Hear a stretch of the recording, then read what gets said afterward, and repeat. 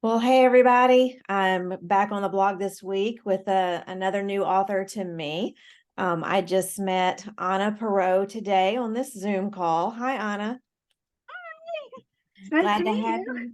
you too. I'm glad to have you here. And I'm a little under the weather today. I've got a cough that's been driving me crazy for about a month now. So I'm going to do my best to get through this. And I told Anna she's got to carry us. Like, I'm going to try to get the questions out and then you're going to hear from her. I said she's got to do most of the talking today. Yay. So, anyway, it may turn into a monologue if I start coughing, but Oh, hopefully. All right. So we're just going to go ahead and get started then. And I'm going to ask you, oh, you got really bright. I know. Why did I get fright? I don't know. I But it went away. There you are. know. I won't Uh, move. Technology is wonderful, isn't it? It is and it isn't until I, it is until it isn't, I So, know, I know. It's my nemesis. oh, Okay, so we're gonna get rolling, and so we can spend our time hearing about you. And first of all, we want to know who you are. Tell us a little about you and your family, whatever you want us to know. okay. Great. So I was born and raised in Germany. I'm actually still German. And I lived just outside of Hamburg, which is north of Germany. And my dad was a sea captain and my mom was a school teacher. So my dad eventually moved to the Persian Gulf when I was about 7 or 6. And then when I was 10 or 11, he started to have us come for the summer while he was on shore. And so we would spend the summers in Dubai. Terrible place to spend the summer. Actually, it's really hot, so it's not the greatest place in the summer. But it was just, it was awesome. And when I was 14, my family actually moved down there permanently. I attended a British school where I learned English in about 2 months, and then from there I moved to a boarding school in Austria, which was an American boarding school. I graduated, couldn't quite get the courage to move to America all by myself. So I decided to attend an American college for a year in England. Went there, met my husband, made friends. My husband went back to the States after the year was done, and then I was like, okay, I can now. I know somebody over there. I'm okay to move. So I went back. I went back with him to went to the same college in New Hampshire, which is just over the border from us now. And we got married, moved to Connecticut, had kids. I was a horseback riding instructor for a lot of years. Okay. Then I got my master's in teaching. I also got my certificate in teaching therapeutic writing center writing, and started a writing center for therapeutic writing center Oh, where we lived. And then because I didn't have enough to do, God kind of nudged me to take my kids out of school and homeschool them. yeah. Yeah, I think And that was the she best. laughs. Honestly, that was kind of the best decision I could have done for my family. Mm. So my husband supported it all the way. The kids were kind of like, yes, no more school. And then they were like, oh no, this is even harder than school. Yeah. And how many children do you have? I have 3 kids. One, so two of the, so we, after, my kids were a little more grown up, and my husband went to Iraq for 2 years. He came back, and we decided, you know what, enough with this Connecticut thing. We want to go to a place where we can slow down a little bit. And we decided to build our own house. We were talking about that. So this is the house that we built. We're still perfecting it. It took us about 12 years to build this uh, to this stage. We're off the grid. It's Mhm. kind of crazy to be off the grid, but it's, amazing what we get to do. And so two of my three kids, the two younger ones, they're still living with us. And my oldest lives in California with his wife and daughter. And I'm a pretty new grandmother. She's only a year old, so Aw. I adore her. Oh my gosh. Yes, of course you do. Um, yeah, and so yeah, so two of my kids are still with us, and they're kind of involved with my writing process. My daughter makes my covers, and my son kind of helps me with the marketing. Nice. He's a web designer. But Did he design anyway, your website? he designs websites. Did he design yours? No,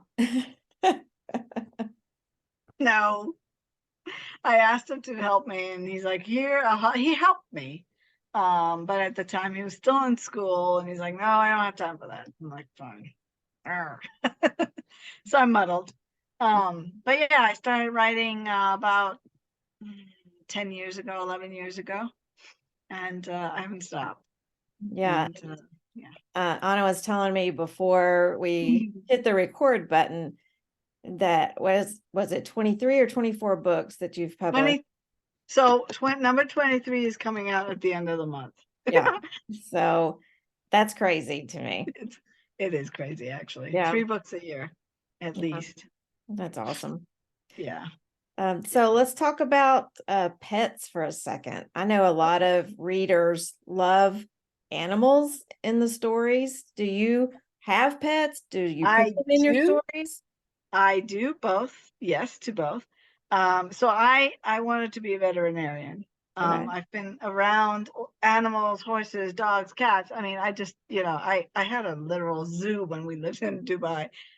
So, yes, I still have a zoo, don't I, Raven? I have a, oops, I washed out again. Oh, well. I know it'll go back in a second. Yeah, What's causing that? the window behind me. So yes, I was blessed to own 2 horses. And I've had dogs all my adult life, and we now have a beautiful German Shepherd Chinese mountain dog that actually is owned by my daughter, but she kind of, she stays with grandma all day. So, and she actually, she ended up being the inspiration for one of my working dogs in the story Finding Courage. So Okay. that was a lot of fun. My horses, I'm big into horses. Spent most of my life, around horses. So a lot of my books do have horses in them, like the second one of the Liberator, and even Yeah. defending my father's house. This one, obviously there are horses here, but yeah, that is a very horse themed, book, you know, Mm-hmm. and I just enjoy putting animals into my story. They Yeah. become almost the main attraction. I know that they do resonate with a lot of people because people love their pets. Oh yeah. Oh yeah. There's what's not to love. I just yeah, I like I said, I just adore. I'm a huge animal lover, Mm. and whenever I can put a dog, cat, horse, whatever into my story, I think people kind of expect it from me. So, Mhm. which is cool. I like it. One of my we were kind of writing buddies, and we go back and forth and pray for each other and stuff like that. And she's like, you know what, your horses are so real. You Mm. know, I think she's like, well, I've never seen anybody write horses like you do. It's very unique and very real. So I'm like, thank you. So, That's good. yeah. So let's talk a little bit about the book that you held up, Defending Oh, My Father's House. indeed. Yep. Yes, this is the book that we want to highlight Yep. today. Tell us about the premise of the book. What is it about? So it is set in World War II Germany, actually. I'm German, so my story is different from an American story, and I have avoided reading, watching World War II stories my whole life. It's not something, there's a lot of shame in being a German that Mhm. I carry, that my generation carries because of the war. And so, and a lot of just bad, just kind of like it's like Vietnam War for America. It's not something we advertise and we're not proud of, and we are just really, it wasn't a good time for us. And my grandparents, my grandfathers, both fought in the war. My parents were born when World War II started, so their perspective is, very unique. And so I avoided it my whole life, just to write about it, to read. And a friend of mine, Julie Lessman, she came out with a book called A Prayer on a Wing, or A Wing on a Prayer. I always mix that up. And it's a World War II story. And somebody said, you need to read this book. It is very good. So I'm like, oh, World War II? No, I don't. Anyway, I read it and it was fantastic, and it changed something in my heart, changed something.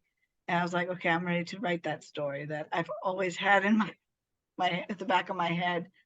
Um, which is really, so this story is my grandfather's story, my dad's story when he was growing up as a kid.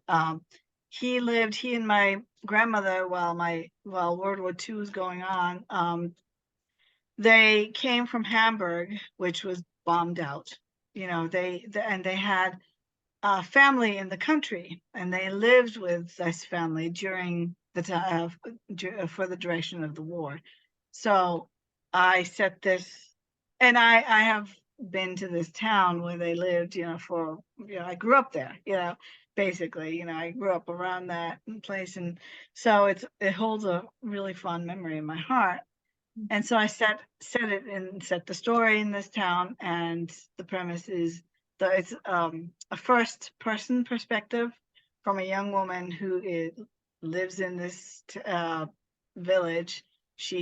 Her family owns a farm, and the men are off fighting the war. So it's her perspective, and God has a nice sense of humor because it was so easy for me to come to this conclusion to write this book. He's like, oh yes, so you'll write it, and then you'll write it in first person. Mm. And I'm like, oh, that's even more personal to me. So yeah, that's kind of what it's got a little bit of romance, but it's really a story about this young woman who has to come to grips with all this horrible horror around her, all this difficulty with her family off in the war, fighting war really for them. Their view was, well, we're fighting for our families because we don't want these foreigners to come in and take over. Mhm. So yeah, that's kind of, and it was really neat because a lot of the characters I didn't realize were based on, people that I know, people that were in my life way back when I was in Germany. So, and the main character is not based on me, but I see similarities between us.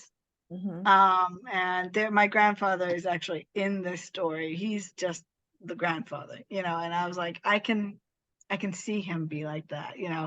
A lot of it is things that my grandfather did, and just his character is it's kind of in this whole book. My dad has a cameo. He was very thrilled about that. He's like, oh, thank you. I'm famous. Yes, I am famous. Thank you so much. Yeah. Yeah. I love stories that are based on real life experiences. Like we talked about before Yeah. Yeah. we started this recording, is Yeah. there's It's just there's an authenticity that comes through in the writing. Yeah. And I mean, this really, every time I sit down to write, God shows me something or teaches me something. Yeah, that was my Yeah. next question actually, is Yeah. as writers, God gives us these stories to work on, and for me it's like a year or 5 working on a story, but he's got teaching to do to us too. It's not just to put it out there so that readers are gonna get something from it and be blessed, but we No, receive that through the writing of it. Did you find definitely. that in the writing Oh Defending yeah. Father's House? Yeah. I mean, first of all, opening my heart up so that I could write this story, it's very personal, very and it was, again, very healing, going back and seeing my grandfather, just writing little things that my grandfather would do. I was very close to my grandfather growing up, so it was kind of like, oh, I like this, so God kind of gave me that, saying goodbye to my grandfather. He died when I got married, but Mhm, I never was able to say goodbye to him because I was in the States and I couldn't leave, to go to Germany when he passed away. So being able to, put him in this book, was kind of like having him back in my life for a little while. And just getting over that block of, no, I cannot be so personal with this story that I'm writing it from the first person. God kind of released that. There were other things like, fear. I'm a very fearful person. So, a lot of that fear, he's been working with me for years on that. So that was another part of the story that he kind of showed me that I can trust him, you know, totally, utterly, ridiculously, immensely, just fully, I can trust him. mhm, So, yeah, yeah. yeah. And there's my dog. We were talking about her. Okay. So Hey, there she puppy. is. Hey, I baby. see a tail wagging. Oh, we'll show you. You are now famous on Oh, the Raven. famous. Yeah, you're famous Nice. now, baby. But yeah, so that's kind of, God does that. Oh, here he It's okay. goes. And Yeah, everybody that are animal lovers are all going, "Oh, look I at know. Now she comes over. Hi, baby. Good the girl. puppy." So we have lessons that we learn, but we also have hopes that our readers are going to take away something too. And what are you hoping for readers to take away when they close the last page of your book? So I'm hoping that they see that God is with them in the difficult moments, as well as those good moments, and that not to limit God. You just can't put him in a box. Mhm, And he's going to make you go through life and not take away those difficult parts of life, but he's going to be there with you. And he's going to be in those really tough moments when you don't feel like he's with you, mhm, but he really is there. He doesn't just disappear because things become hard. mhm, Especially in the hard moments, I feel that God is really more palpable. Um, Petra is the main character, is not a Christian. She is a Christian, but she's not. She's grown up in a Christian home. Her grandparents are devout, believers. Her parents are devout, but she is angry. She's angry at God for what he's done. And she looks at the Jews and she's like, hey, they're your people and they're going through all this hardship. What kind of a God is he? mhm, There's actually, well, I'm getting ahead of myself. mhm. So yeah, that's kind of, he is there for you in those difficult moments. He won't take you out of the difficult moments, but he's there with you. Yeah, So, to walk you through them, right? oh yeah. So talk a little bit about the characters in the story. Maybe one that was easy for you to write or one that was difficult to write and why that is. Well, Petra, the main character, she was easier to write than I expected. She kind of, because it's first person, I was like, Mhm. stay away, you stay there. I'm here. I'm the writer. You stay there. But she just kind of, um, she's not me, but a lot of the stuff that, um, I would never, she's more courageous than I am, basically. She's more outspoken. She's very strong in a very subtle manner. She doesn't go around kicking people, but she's very strong. And she's also very vulnerable. She she has a lot of growing to do, Mhm. in this book. She's very angry at God for obvious reasons. Her parents, her father is, fighting the war. Her um, brothers are fighting the war, and she and the older people are left to tend this farm that would take, tons of people to tend before the war. They had a huge staff, and so it's up to them to keep it going. And she feels that stress, that Mhm. pressure to keep this farm so that when everyone does return, it's there for them. Mhm. Um, I'm sure she she faces does, lots of challenges doing that. yes, she really does, because you know in that time, and I asked my dad, and I was like, "Well, did you use tractors?" And he's like, "Oh no, no, no, no, we did not use tractors." Hmm. And they actually, this town or this village, it's one street and there are farms on both sides, and that's it. Um, and so this village is actually right across the river from where East Germany started, after the war. And so, the fighting came very, very close to this village. And so, he would say, during at night, we would sometimes hide in the hayloft because the fighting was so close. And so I put that into the book, and but Petra is very. I feel there's a part of her that she doesn't think that she can do things. She's struggling to get things done and not um, get diverted from that path, and kind of that makes her strong. Yeah. Mhm. The character that I really loved to write was the grandfather, Mhm. who, like I said, he's based definitely on my grandfather. Um, a character that was a lot of fun to write is the antagonist, maybe. No, actually, no, sorry, he's not an antagonist. He's a main character, and he was a lot of fun to write because he was different than I expected.